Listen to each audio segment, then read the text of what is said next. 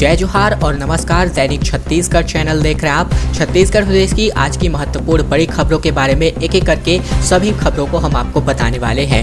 पहली बड़ी खबर आ रही है जहां पर अनियमित कर्मचारियों का धरना प्रदर्शन लगातार आए दिन सामने आ रहा है। इनका कहना है कि आर या पार हमें नियमित करो सरकार। चुनावी घोषणा पत्र को लेकर के लगातार ये लोग सड़क पर उतर रहे हैं। छत्तीसगढ़ की कांग्रेस ने साल 2018 के विधानसभा चुनाव के वक्त वादा किया था कि प्रदेश के अनियमित कर्मचारियों को नियमित किया जाएगा। यही वादा याद दिलाने के लिए बीते दिन और कई दिनों से लगातार रायपुर और प्रदेश के कई जिलों में अनियमित कर्मचारी लगातार सड़कों पर उतर आए हैं। रायपुर के बूढ़ा तालाब स्थित धरना स्थल पर के पास भी सैकड़ों की तादाद में लोग जमा हुए और नारा लगाने लगे, आर या पार हमें नियमित करो सरकार। वही अनियमित कर्मचारियों ने कहा है कि वर्तमान में सरकार उन्हें जो पैसे मानदेय के रूप में तौर पर दे रही है उनमें 30% की वृद्धि करते हुए उन्हें नियमित किया जा सकता है। वही छत्तीसगढ़ प्रदेश के तृतीय वर्ग कर्मचारी संघ के प्रांताध्यक्ष विजय कुमार झा का कहना है, इनका आंदोलन का समर्थन करते हुए कहना है कि सभा को संबोधित इन्होंने कर दिया है।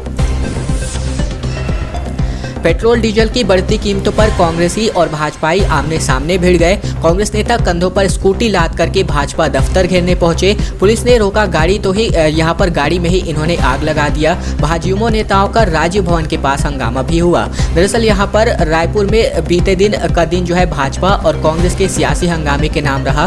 कांग्रेस ने पेट्रोल और डीजल के बढ़ते दामों के विरोध में भाजपा दफ्तर का घेराव करने की कोशिश की। जवाबी हमले के तौर पर शराबबंदी का अधूरा वादा पूरा करने की मांग के साथ भाजपा युवा मोर्चा के नेता राज्य भवन के पास पहुंच गए। हंगामे के बीच दोनों ही पार्टियों के नेता पुलिस से उलझते हुए नजर आए। जब कांग्रेसियों ने यहां पर अपनी गाड़ी जला दी तो कांग्रेस के नेता स्कूटी को अर्थी पर लाद करके निकले थे। उन्होंने कहा कि पेट्रोल के दामों में लगातार हो रही बढ़ोतरी की वजह से अब गाड़ियों का अंतिम संस्कार करने की नौबत आ गई है। वहीं इधर भाजपा वालों ने भी जोरदार हंगामा किया छत्तीसगढ़ में शराबबंदी के मुद्दे को लेकर के। छत्तीसगढ़ की आबादी 21 साल के दौरान 50% तक बढ़ी। बता दें राज्य में गांवों के मुकाबले शहरों में रहने वालों की तादाद में बढ़ोतरी हुई है। 2 दशक यानी कि 20 साल के दौरान 75 से 182 हुए नगर निगम, नगर पालिकाएं और नगर पंचायतें। खबर यह है कि मध्य प्रदेश से सन 2000 में अलग होने के बाद छत्तीसगढ़ में आबादी जिस रफ्तार से बढ़ी है, शहरीकरण का अनुपात उससे ज्यादा तेज हो रहा है। यानी प्रदेश में लोगों की शहरों में रुचि बढ़ी है। प्रदेश में 2001 की जनगणना में आबादी 2.08 करोड़ थी, जो कि अब शहरों की संख्या 75 ही थी। लेकिन अब इनमें नगर पालिका, नगर निगम और नगर पंचायतें शामिल है। आधार रजिस्ट्रेशन एजेंसी के मुताबिक 2020 में प्रदेश में लगभग 2 करोड़ 94 लाख लोगों का रजिस्ट्रेशन हुआ है। इस आधार पर विशेषज्ञों का मानना है कि इस साल जनगणना में आबादी 3 करोड़ के आसपास होनी चाहिए। इस तरह आबादी में वृद्धि 50% से कम है, लेकिन शहरों की संख्या दोगुनी से भी अधिक हो गई है, यानी 182 हो चुकी है। एक गंभीर पहलू ये भी है कि प्रदेश में इस दौरान गांवों की संख्या 20,308 से घटकर 20,126 ही रह गए हैं, यानी कि 78 गांव नक्शे से गायब हो चुके हैं।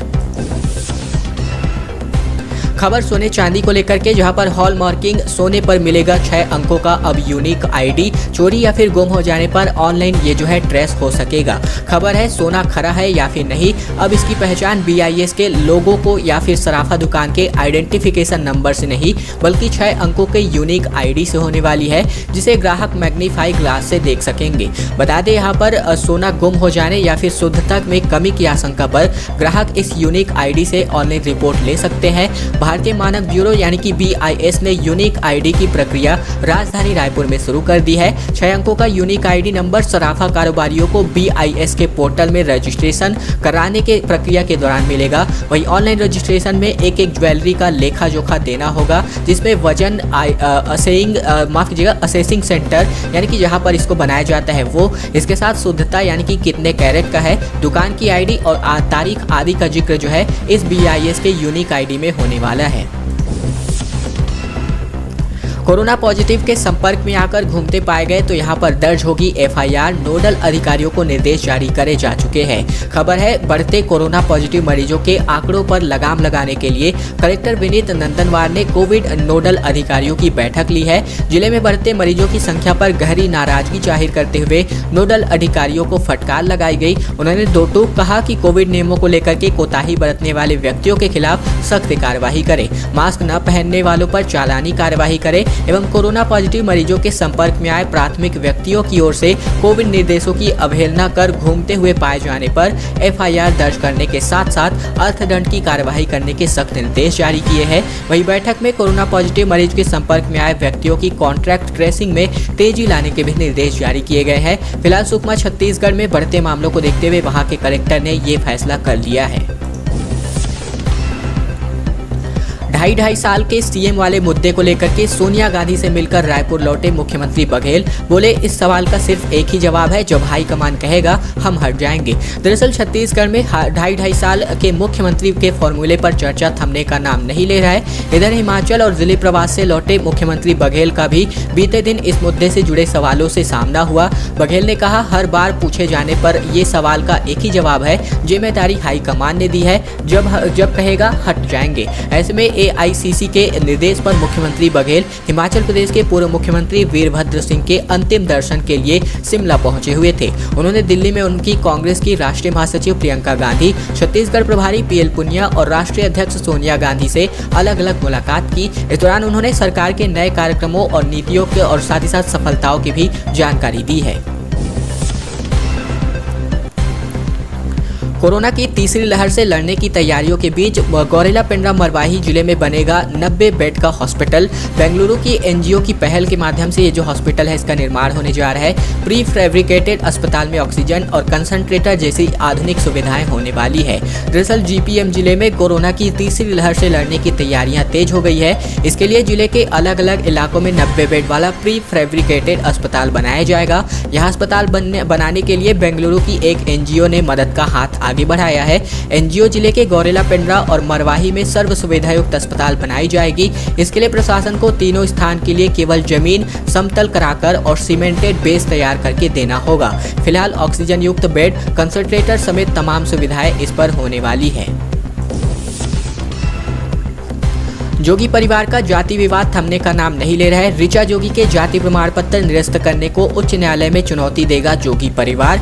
नेताम की ओर से कैविएट फाइल हुई है। इसके अलावा 2023 का चुनाव आरक्षित सीट से लड़ पाना संदिग्ध बताया जा रहा है। जनता कांग्रेस छत्तीसगढ़ के प्रदेश अध्यक्ष अमित जोगी की पत्नी ऋचा जोगी का अनुसूचित जनजाति का प्रमाण पत्र खारिज कर दिया गया है। इससे पहले प्रशासन अमित जोगी का जाति प्रमाण पत्र खारिज कर चुका है। जोगी परिवार इस फैसले को अदालत में चुनौती देने की तैयारी कर रहा है। इससे पहले ही जाति मामले के शुरुआती शिकायतकर्ता संत कुमार नेताम ने उच्च न्यायालय में कैविएट दायर कर दिया है। जानकार बता रहे हैं कि अभी के हालात में जोगी परिवार का 2023 में से किसी भी आरक्षित सीट से चुनाव लड़ना फिलहाल मुश्किल दिख रहा है। और अब चलिए अगली बड़ी खबर की ओर बढ़े, उससे पहले हमारी एक छोटी सी प्रार्थना आप सभी से। वीडियो अगर आपको पसंद आ रहा होगा तो इस वीडियो के नीचे लाइक बटन है, जिसे दबा करके वीडियो को लाइक करना मत भूलेगा।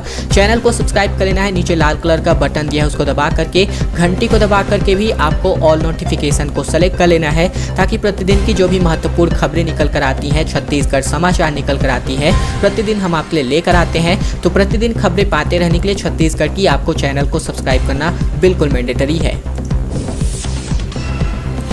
पुस्तिकाओं का मूल्यांकन लगातार किया जा रहा है। आंसर शीट घर ले जाने के बावजूद भी 5% बच्चे 12वीं पास नहीं कर सके। खबर ये है कि घर में आंसर लिख कर लाने के बाद भी 5% विद्यार्थियों ने पास होने के लायक तक सवाल नहीं बना पाए हैं। केमिस्ट्री, फिजिक्स और अकाउंटेंसी विषयों में ज़्यादातर विद्यार्थियों ने सवाल गलत लिखे हैं। इसकी वजह से विद्यार्थियों को कम अंक मिले हैं। कई विद्यार्थियों ने तथ्य पुस्तिकाएं भी दूसरे विषय की लगा दी है। अनुक्रमांक यानी कि रोल नंबर भी गलत लिखा है। विद्यार्थियों की इन त्रुटियों की वजह से बोर्ड के सामने कई सारी दिक्कतें खड़ी हो गई है।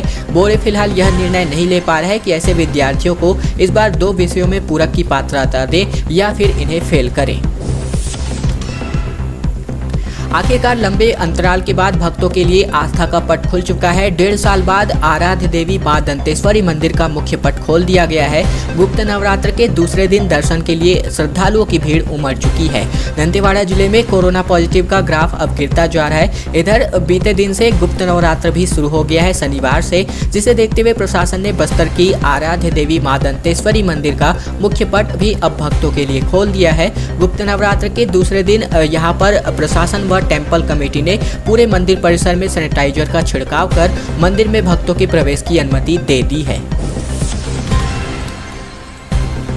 बस्तर में कोरोना के आंकड़े लगातार चिंताजनक आ रहे हैं। इसको लेकर के सबसे ज्यादा एक्टिव केसेस बीजापुर और सुकमा में। पूर्व स्वास्थ्य मंत्री बोले, क्या रणनीति है बताए सरकार, हालात फिलहाल चिंताजनक है। खबर है छत्तीसगढ़ के पूर्व स्वास्थ्य मंत्री और भाजपा विधायक अजय चंद्राकर ने सरकार से सवाल किया है। उन्होंने ट्विटर के जरिए मौजूदा स्वास्थ्य मंत्री टी.एस. सिंहदेव से सवाल किया है। उन्होंने हर दिन बस्तर संभाग में कोरोना के बढ़े मरीजों की स्थिति पर चिंता भी जाहिर की है। ये मुद्दा बड़ा इस वजह से है कि जब पूरे प्रदेश में कोरोना की दूसरी लहर के बाद भी कोरोना संक्रमण लगभग सिमट चुका है, तब से सबसे ज्यादा एक्टिव मरीज बस्तर संभाग के जिलों में आ रहे हैं। ये इलाका देश के दक्षिणी राज्यों से लगा है, जहां इस वक्त कोरोना के नए वेरिएंट का रिस्क बना हुआ है। सरकार ने सीमावर्ती इलाकों में जांच बढ़ाने, लोगों की आवाजाही पर प्रतिबंध लगाने की हिदायत दी है, मगर बढ़ते आंकड़े चिंता की ओर इशारा कर रहे हैं। मुख्यमंत्री व गृह मंत्री के जिले में एक बार फिर से फायरिंग हुई है। हफ्ते भर के अंदर दूसरी बार बदमाशों ने गोलियां चलाई, 3 राउंड हवाई फायर करके भाग निकले। एसपी बोले, वही पुराना ग्रुप इसमें शामिल है।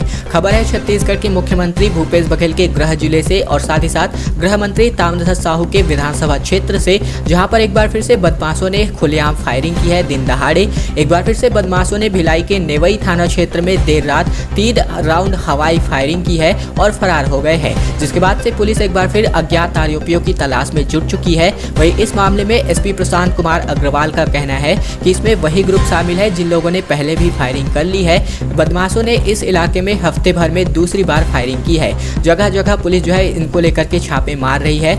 नशे की हालात में फिलहाल ये बदमाश बताए जा रहे हैं। वहीं 5 दिन पहले इन्हीं बदमाशों ने हिस्ट्री सीटर पर भी गोलियां चलाई हुई हैं। कोरोना का खतरा लगातार बढ़ता जा रहा है। इसी को लेकर के छत्तीसगढ़ में बीते 24 घंटे के दौरान 359 लोगों की जांच रिपोर्ट पॉजिटिव आई।